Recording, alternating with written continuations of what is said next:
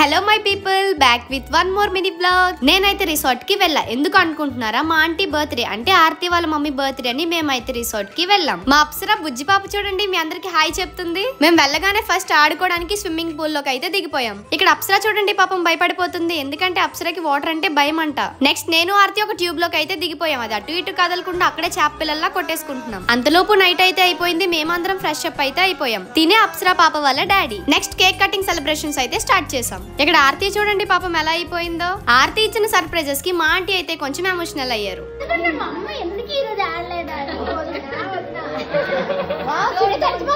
ఇంకా తెలిసిందే కదా, మా అంకుల్ ఎక్కడుంటే నేను అక్కడ అలా నవ్వుతూ ఉంటా. కేక్ కటింగ్ అయిన తర్వాత మేమందరం మంచిగా ఫుడ్ అయితే తినేసాక అందరం ఇంకా డాన్స్లు అయితే స్టార్ట్ చేసాం. మేము అలా డాన్సులు చేస్తుంటే మధ్యలో మా అంకుల్ అయితే వచ్చారు. మా గర్ల్స్ అందరం కలిపి మా అంకుల్ తో కొన్ని స్టెప్స్ అయితే వేసాం.